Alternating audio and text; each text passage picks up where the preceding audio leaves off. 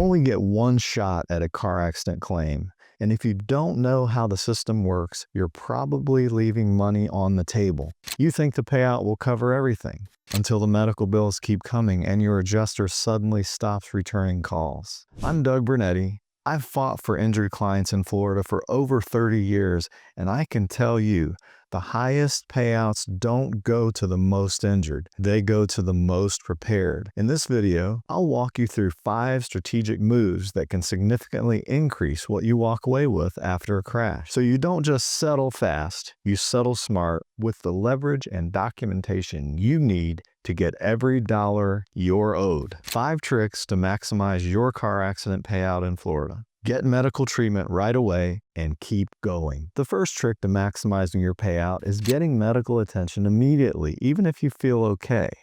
In Florida, you only have 14 days to seek medical treatment after a car accident if you want to use your personal injury protection benefits. That's the no-fault insurance every driver is required to carry in Florida. It covers up to $10,000 of your medical bills and lost wages, but only if you act fast. Here's the part most people don't realize. The insurance company is watching to see what you do. If you don't go to the doctor right away, they'll assume you're not really hurt. If you go once and never follow up, they'll say your injuries weren't serious. Their job is to find any reason to offer you less money. So what should you do? Get checked out right away. That could mean going to the emergency room, an urgent care clinic, or your regular doctor. Don't wait to see how you feel. If something feels off, treat it like it matters, because it does. Then follow your doctor's instructions. If they recommend physical therapy, go. If they refer you to a specialist, book the appointment. Every visit you make becomes part of your medical record, and those records help prove the impact of the accident. Keep every receipt, appointment summary, and prescription. Start a folder. Keep track of your mileage if you're driving to appointments. All of this adds up and supports the value of your case. I had a client in Orlando who waited 2 weeks to see a doctor, thinking the pain would go away. By the time he got checked out, the insurance company had already locked in their angle. No treatment in 14 days? Then the crash didn't cause your pain. We were able to push back, but the delay did hurt his claim. If you're hurt, act like it from day one. The insurance company will. Don't talk to the insurance company without a plan. The second trick is knowing how to handle the insurance company, especially the other drivers. They'll usually call you quickly, sometimes the same day as the crash. They'll sound polite. They'll tell you they just want to hear your side. But what they're really doing is gathering information they can use against you. Here's what not to do. Don't admit fault. Even small comments like, "I didn't see them," or "I was in a hurry," can be used to shift blame. Don't guess. If you don't know how fast you were going or what color the light was, just say, "I'm not sure." Don't say you're fine. You may not feel pain right away, but if you say you're okay on a recorded call, they'll use that later to argue you weren't hurt. And don't accept any quick settlement. The first offer is designed to get you to sign away your rights for the lowest possible amount. Once you accept it, the case is over, even if you find out your injuries are worse than you thought. Instead, say this: "I'm still treating and reviewing everything. I'll respond when I'm ready." That's all you need to say. Keep it short and calm. Don't argue. Don't go into detail. Just protect your story until you have the full picture of your injuries and what they'll cost. Keep a daily injury journal. This might be the most underused tool in personal injury claims. Start an injury journal the same day as the accident. It doesn't have to be fancy. Use your phone's notes app, a small notebook, or even record voice memos. What matters is consistency. Each day, jot down what hurts, how bad it feels, and what activities you couldn't do. Mention if you lost sleep, if you needed help from someone, or if the pain affected your mood. Include the names of medications you took or appointments you had. A few lines a day is enough. You're creating a timeline of how the injury affected your life.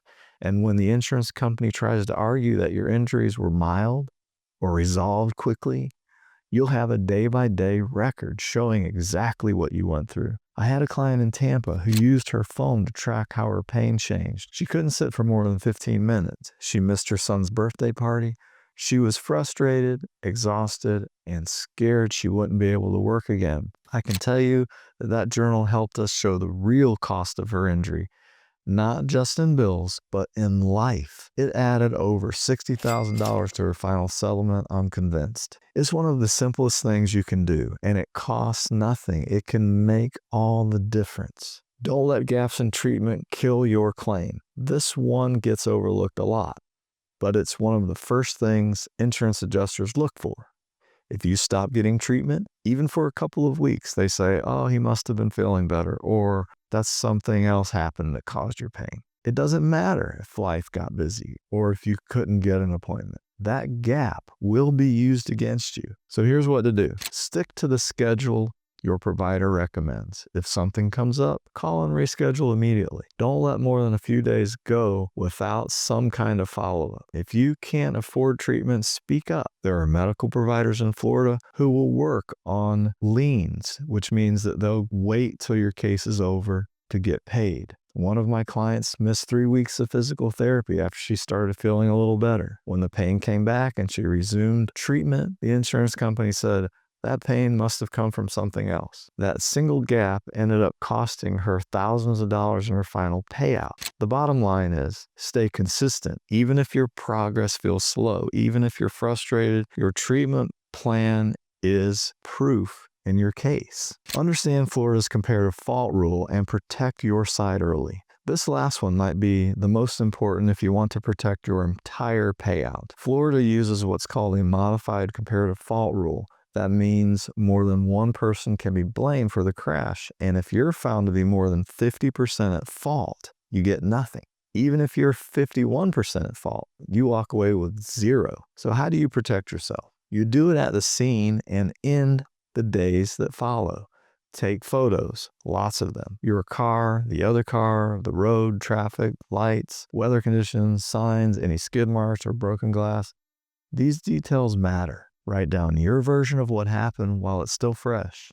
The sooner you do it, the clearer it will be. If anyone saw the crash, get their names and phone numbers as soon as possible. Don't assume the police will gather that information. Witnesses disappear fast. Don't apologize. Even if you're being polite, saying, I'm sorry, can be twisted into an admission of fault. And when police arrive, make sure you speak up. Tell your side of the story. Don't let the other driver control the narrative. One of my clients in Sarasota did exactly this. She took photos at the scene, wrote down what happened, and got the names of witnesses who backed up her story. The other driver tried to claim that my client was speeding, but we had clear proof that wasn't true, and it saved her claim from being denied outright. You don't need to be an investigator, just be proactive.